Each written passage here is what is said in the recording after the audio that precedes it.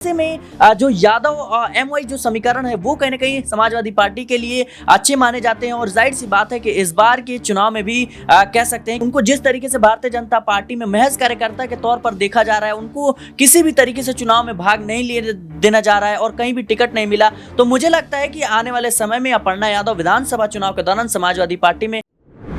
नमस्कार, मैं नाज़मीन खान और आप देख रहे हैं SPN 9 न्यूज। लोकसभा चुनाव के 7 चरणों में मतदान की प्रक्रिया समाप्त हो जाती है। देश भर की 543 लोकसभा सीट और उत्तर प्रदेश की मात्र 80 लोकसभा सीटों पर चुनाव हुआ और ऐसे में उत्तर प्रदेश की 80 लोकसभा सीटों पर चुनाव होने के बाद 4 जून का इंतजार किया जा रहा है, क्योंकि 4 जून को तय होगा कि आखिरकार देश का प्रधानमंत्री कौन होगा और उत्तर प्रदेश में कौन सी पार्टी बाजी मारती हुई नजर आएगी। क्या 2019 की तरह भारतीय जनता पार्टी इस बार भी 62 सीटों को जीतेगी या इससे अधिक वोट हासिल करती हुई नजर आएगी, इससे अधिक सीटों पर खाता खोलती हुई दिखाई देगी या ये आंकड़े और भी ज्यादा कम हो जाएंगे।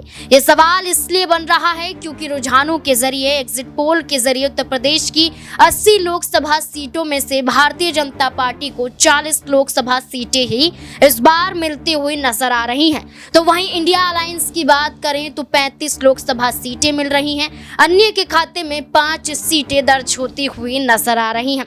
लेकिन एग्जिट पोल और 4 जून को परिणाम के बीच में 1 दिन का समय बाकी है। इससे पहले जो उत्तर प्रदेश की चर्चित लोकसभा सीटें आती हैं, उन सीटों में से अगर हम मैनपुरी लोकसभा सीट के बारे में चर्चा करें तो मैनपुरी में इस बार डिंपल यादव का जादू चलता हुआ दिखाई दे रहा है।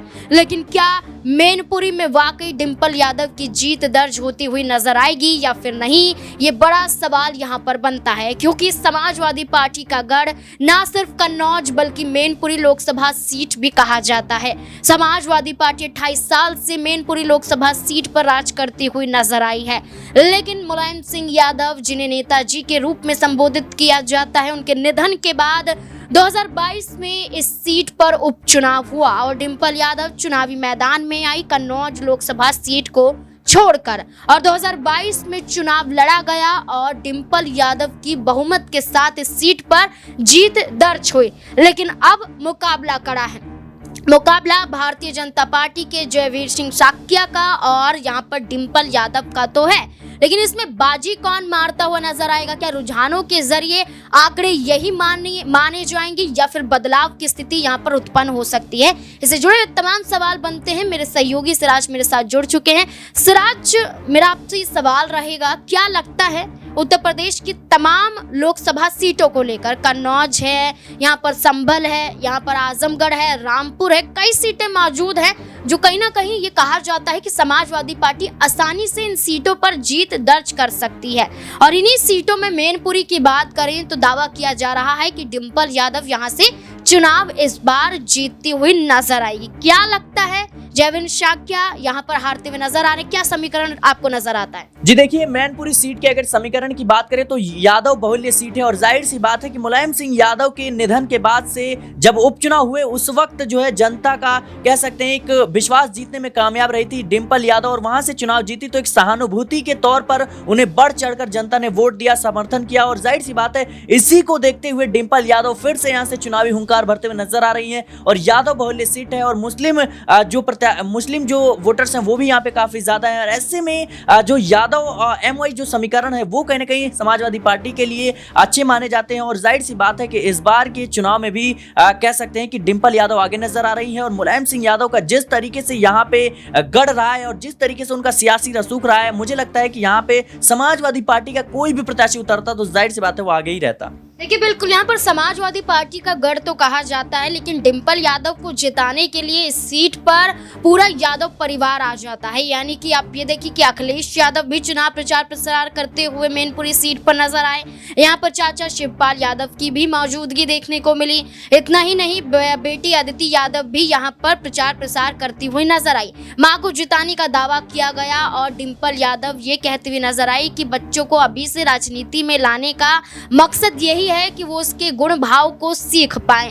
डिंपल यादव ने तो दावा किया, लेकिन डिंपल यादव को लेकर तमाम तरीके की चर्चाएं होती हुई नजर आई कि पूरा यादव परिवार डिंपल यादव के साथ तो नजर आया, लेकिन एक और बहू के साथ भी यादव परिवार नजर आया, लेकिन वो बहू भारतीय जनता पार्टी में जाकर सिर्फ और सिर्फ अपमान को झेलती हुई नजर आई। हम यहाँ पर चर्चा कर रहे हैं अपर्णा यादव की। अपर्णा यादव जो भारतीय जनता पार्टी का हिस्सा तो है, लेकिन भारतीय जनता पार्टी ने वो तवज्जो अपर्णा यादव को नहीं दी। यहाँ पर कई चुनाव बीते, राज्यसभा का, विधान परिषद का, विधानसभा का, अब लोकसभा का चुनाव भी समाप्त हो गया है, लेकिन अपर्णा यादव को ना तो टिकट भारतीय जनता पार्टी ने दिया, बल्कि इसके विपरीत में जाएं तो चाचा शिवपाल यादव ये कहते हुए नजर आए कि ये सपा के संस्कार हैं, ये मुलायम सिंह यादव की देन है कि उनकी बहुओं की बात करें तो आज भी सपा के खिलाफ उतरना नहीं चाहती हैं, चाहे अपर्णा यादव सपा का हिस्सा ना रही हो।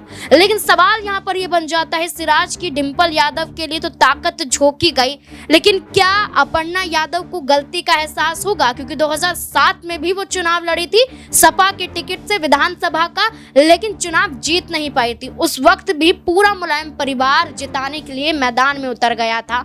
अब ऐसे में डिंपल यादव की जीत होती है तो क्या अपर्णा यादव कोई बड़ा कदम उठा सकती है? क्योंकि यहाँ पर विधानसभा चुनाव भी होने हैं और ऐसी स्थिति में अपर्णा यादव के लिए जरूरी है कि अगर अपने अस्तित्व को बचाकर रखना है तो उन्हें चुनाव लड़ना ही पड़ेगा। तो क्या सपा की तरफ कदम बढ़ सकते हैं अपर्णा यादव के?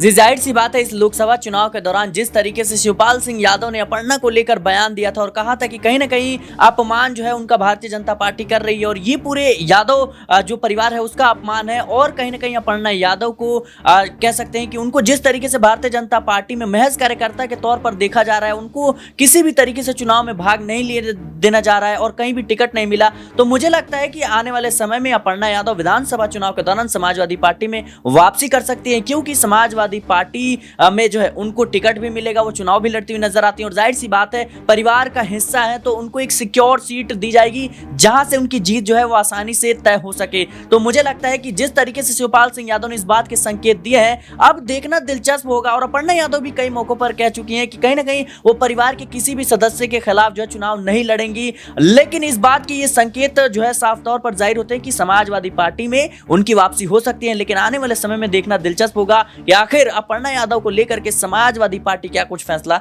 लेते हुए देखी जाएगी। देखिए बिल्कुल, अगर बात करें कि अपर्णा यादव क्या कुछ इस लोकसभा के चुनाव में करते हुए नजर आई, मैनपुरी में प्रचार प्रसार नहीं किया, संभल नहीं पहुंची, कन्नौज नहीं पहुंची, बदायूं नहीं पहुंची, क्योंकि उनके परिवार के सदस्य यहां से चुनाव लड़ते हुए नजर आ रहे थे। लेकिन देखा जाए तो वो आजमगढ़ पहुंची और आजमगढ़ पहुंचने के बाद दावा किया गया, लेकिन ये कहा गया कि अपर्णा यादव अपने परिवार के खिलाफ ना उतरते हुए, खासकर अखिलेश यादव और डिंपल यादव के खिलाफ उतरना नहीं चाहती थी, इसलिए चुनाव प्रचार से दूर नजर आई। लेकिन भारतीय जनता पार्टी ने उनका मात्र भर इस्तेमाल किया, इसके कई संकेत मिलते हुए नजर आए। लेकिन अगर उत्तर प्रदेश में सपा की जीत होती हुई नजर आती है तो अपर्णा यादव की वापसी क्या तय मान ली जाएगी या फिर नहीं, ये बड़ा सवाल अभी भी बना हुआ है। और इस सवाल के जवाब में आपकी क्या राय है, कमेंट सेक्शन में जरूर बताएं। देखते रहें SPN9 न्यूज़। धन्यवाद।